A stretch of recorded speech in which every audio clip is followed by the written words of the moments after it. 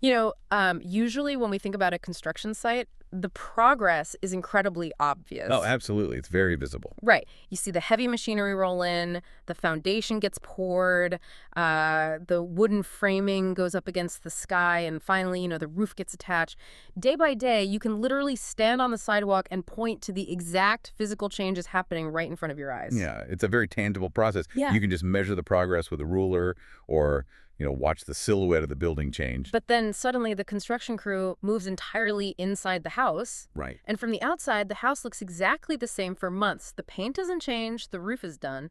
But inside... Inside, it's absolute chaos. Exactly. They are frantically wiring the electrical grid, installing the plumbing, snaking the HVAC system through the wall. I mean, they're putting in all the insulation. It is completely invisible work to anyone walking by, but it's arguably the most complex and delicate phase of the entire build. Because without it, you just have an empty shell. Exactly. And that is a phenomenal way to conceptualize what happens to a human being between their first and second birthdays. Really? Yeah, because we spend that first year obsessing over their visible physical growth.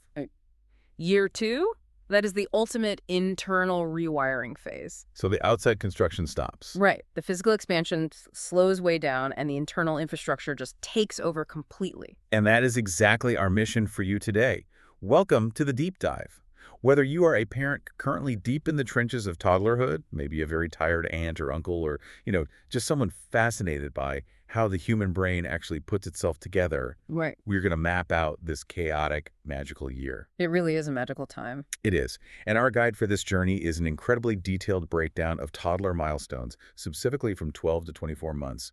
It was written by pediatrician Dr. Mahesh Yadav for the platform BePeace.in. It's a great resource. We're going to decode what is actually happening under the hood when a baby transitions from a, relatively stationary infant into a highly opinionated, curious, and active explorer. Okay, let's unpack this. Let's do it. Dr. Yadav opens his guide by acknowledging a very real sentiment for anyone listening who cares for a child this age. He says this stage is thrilling, but it can also feel utterly overwhelming. Oh, totally overwhelming. And the sheer volume of development packed into these 12 months is staggering. That's why it feels so intense for the adults in the room. Because it's just so much all at once. Exactly. If we look at why this specific 12 to 24-month window matters so much from a neurological standpoint, it's because the toddler's brain is rapidly forging the connections that will dictate their future capabilities. So we're talking about the permanent stuff here. Yes. We are talking about laying the permanent architectural foundation for language processing, for complex coordinated movement, and really importantly for emotional regulation. Wow. This single year is not just about a child getting a little bit older.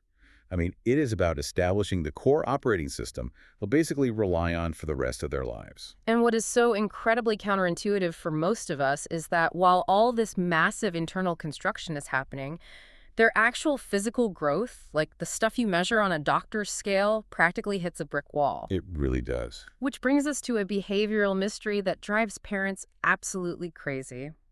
I want to talk about the physical proportions of a toddler and what I like to call the picky eater illusion. Ah, yes. The classic dinner table battle. Right, because I look at a 1-year-old and they are growing out of their clothes every 3 weeks, but then it just stops. The growth deceleration is drastic. Right. During their first year, babies are essentially in a biological race to accumulate mass. Just pack on the pounds. Exactly. Yeah. But between year 1 and year 2, that physical growth slows down significantly. Looking at Dr. Yadav's data, the average weight gain over this entire 12-month period is, it's only about 2 to 3 kilograms. Wait, 2 to 3 kilos for the whole year? For the entire year. Yeah. And their height only increases by roughly 10 to 12 centimeters. Which explains why they stop looking like giant babies. Right. The classic round baby look, the chubby cheeks and the little arm rolls that gradually disappear. Their limbs elongate, their facial structure changes, and their body just becomes much more proportionate. They start looking like little kids, not babies. But here's the part that causes so much stress.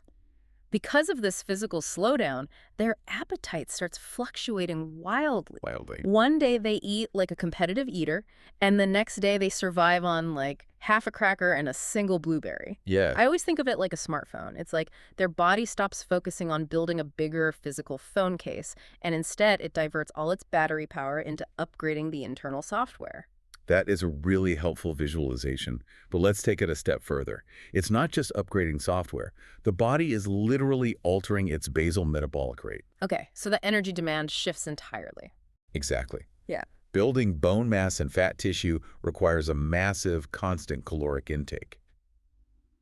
But wiring a brain and developing gross motor skills that requires energy, yes, but it is a very different kind of metabolic demand. Hold on, though. You're telling me when a toddler stares at a plate of perfectly good broccoli and then just forcefully throws it on the floor, Yeah. it's not them being stubborn. Are we sure it's just biology and not them testing my patience because they know it drives me crazy? What's fascinating here is that you've hit on the exact reason why mealtime becomes such a battleground and why the science says it really shouldn't be. Okay. Look at the metabolic reality Dr. Yadav lays out. The appetite fluctuations are entirely normal because their fuel requirements are fluctuating. So they aren't just messing with us. No, not at all. A toddler might eat a huge meal because their body is prepping for a minor growth spurt, and then, eat almost nothing for 2 days because that immediate caloric need has been met. That makes so much sense. The goal for anyone feeding a toddler isn't to stress over their day-to-day intake or force them to clean their plate.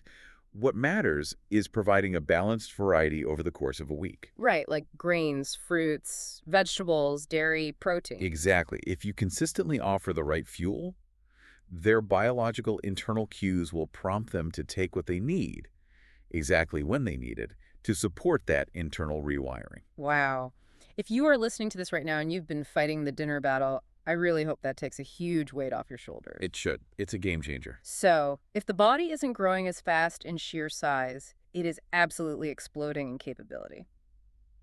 Which means we need to talk about the mechanics of movement, because they go from just sitting on a rug to suddenly being everywhere at once. How does that mobility scale up so quickly? Well, it is a profound biomechanical leap, and it requires a total reimagining of how they hold their own body in space. Let's look at the timeline. Sure. From 12 to 15 months, Dr. Yadav notes the emergence of independent but very wobbly walking. Oh yeah, they walk like little Frankenstein monsters. Yeah. Their arms are way up in the air, their legs are super wide. Exactly, and there is a mechanical reason for that.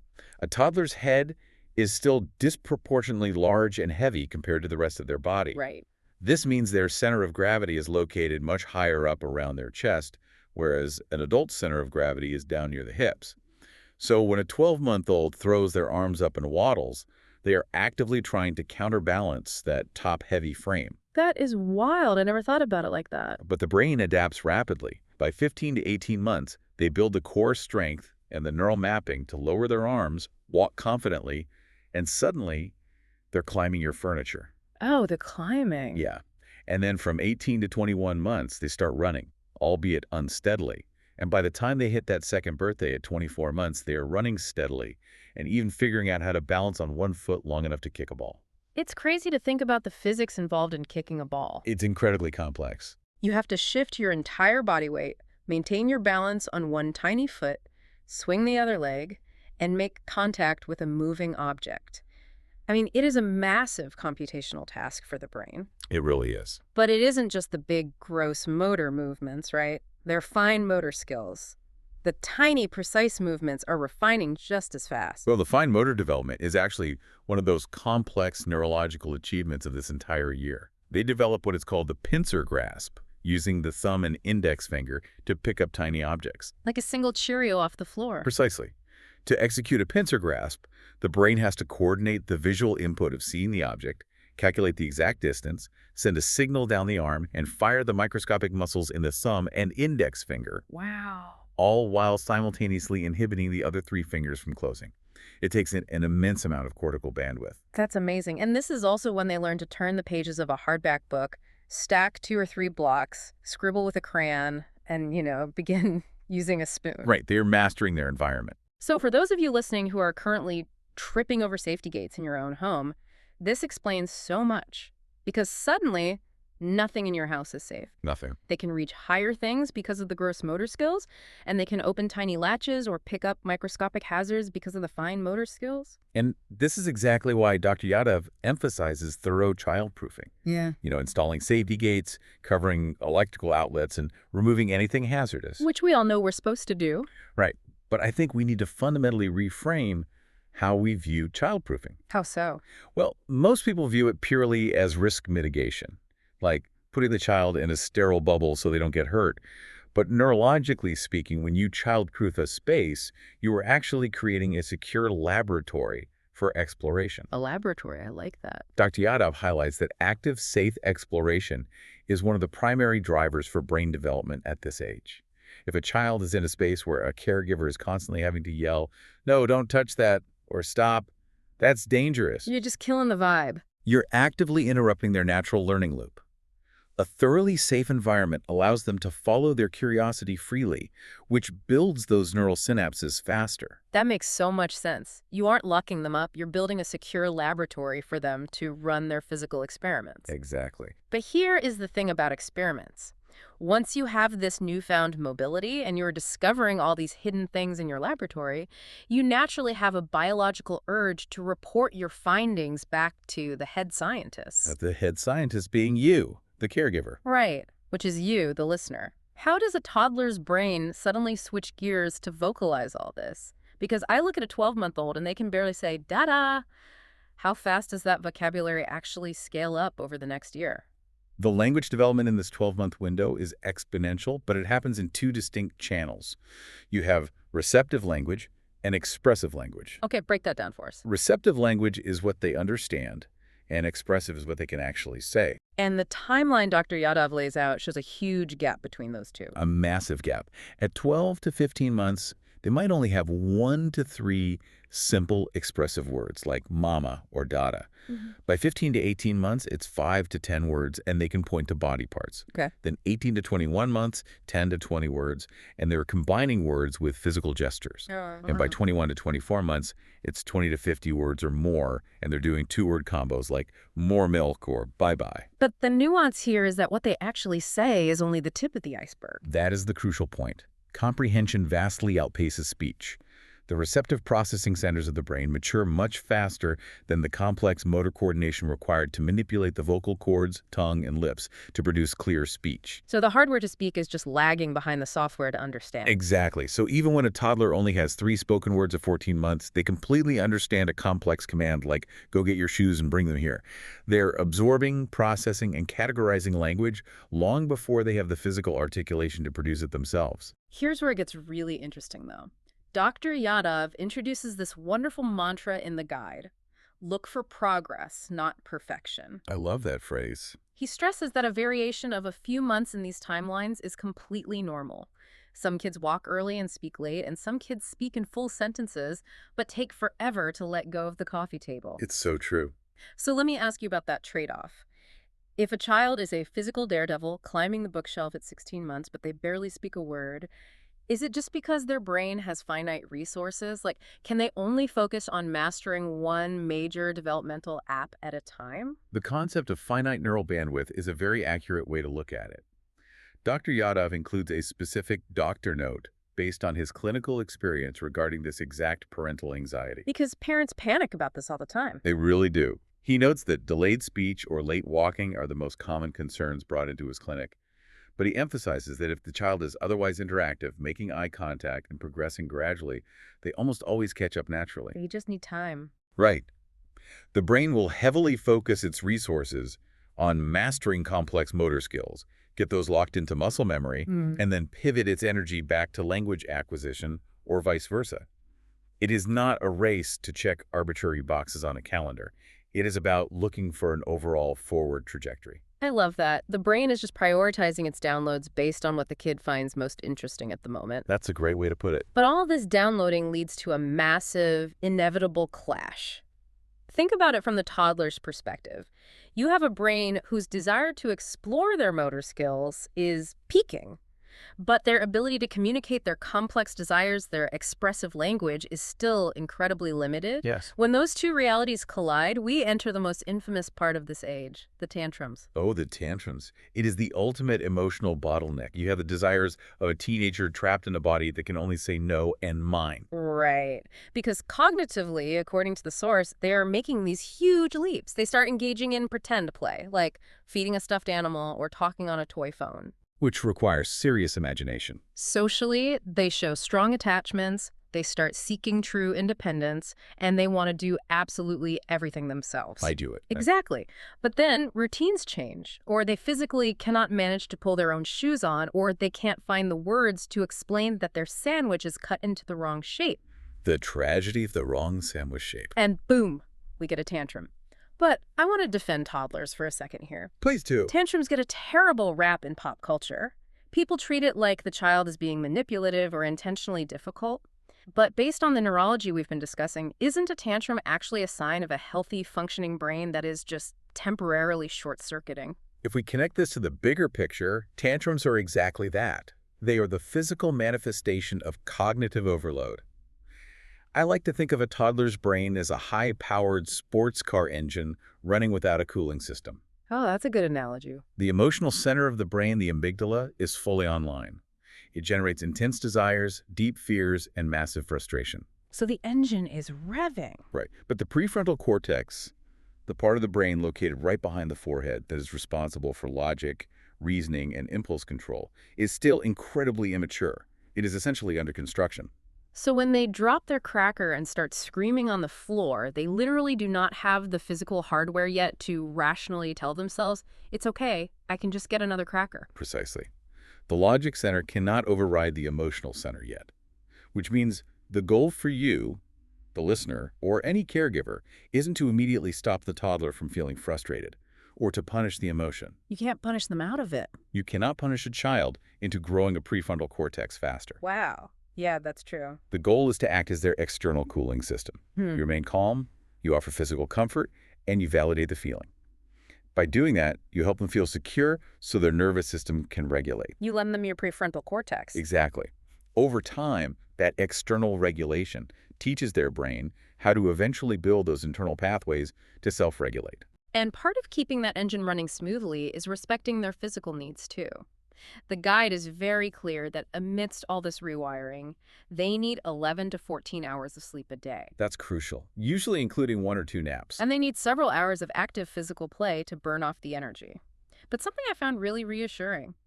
Even solo play is fine. If they just want to sit in the corner and stack cups for 20 minutes, let them. Oh, independent play is vital. It builds focus, attention span, and self-reliance. And again, this is why that secure, child-proof laboratory environment we talked about is so important. They need the freedom to explore without constant intervention. Okay, so if you are listening to this and nodding along, you might be wondering how to navigate all this without losing your mind. Understandably. Given how wild and varied this developmental window is, I mean, some kids run early, some kids talk early, some kids just want to quietly stack blocks. How do you actively support them? And more importantly, with all this talk about normal variation, how do you actually spot a real red flag? Well, supporting the journey is largely about providing a rich but stable environment. Dr. Yadav recommends active engagement.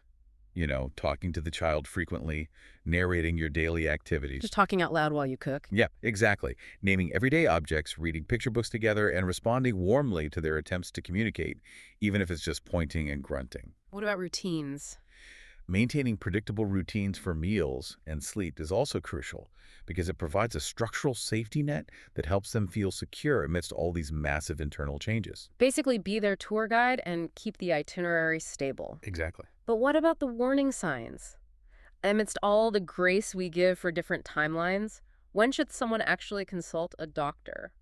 The guide does provide specific clinical red flags where reaching out to a pediatrician is highly recommended. What are those? These include if a child is not walking at all by 18 months, if they are not using any meaningful expressive words by 16 to 18 months, if they show a persistent lack of eye contact or interest in social interaction, if they have severely limited physical coordination, or, And this is perhaps the most critical one to watch for if they lose previously learned skills. Losing a skill they used to have. Yes, Like they used to say mama, and now they've stopped entirely for weeks. That is a clear indicator to check in. absolutely. But there's a crucial nuance in Dr. Yadav's text regarding these red flags that I found incredibly comforting. What's that?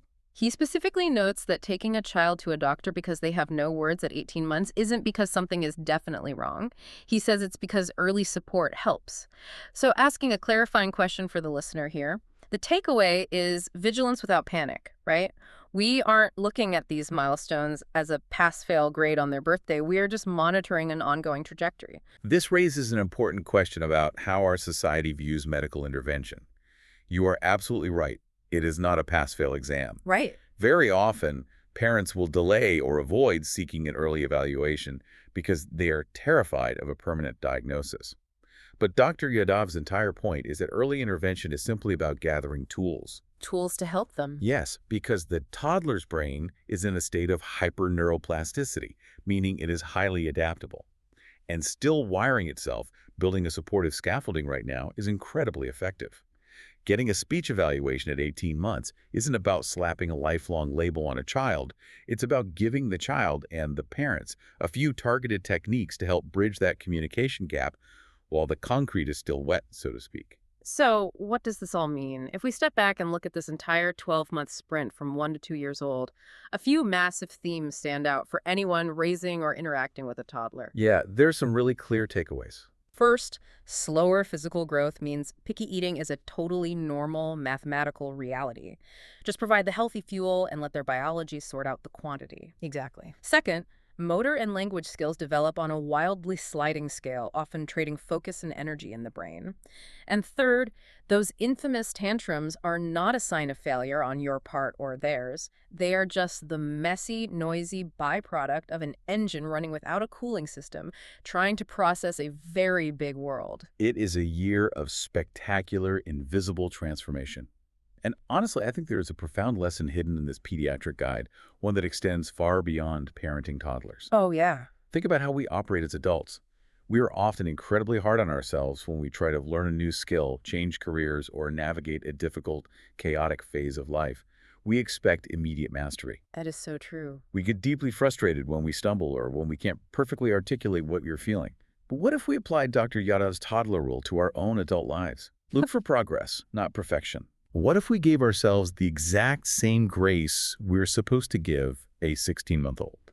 The permission to stumble, the permission to rest when our brains are completely overwhelmed, and the freedom to learn at our own unique pace. I love that. Because whether you are 18 months old or 80 years old, sometimes the most important work happening inside of you is completely invisible from the outside. The crew is inside the house doing the wiring, and it takes time. Keep looking for progress, not perfection. Thank you so much to all of you for joining us for this deep dive into the fascinating, chaotic world of toddler development. Take care of yourselves, and we'll catch you next time.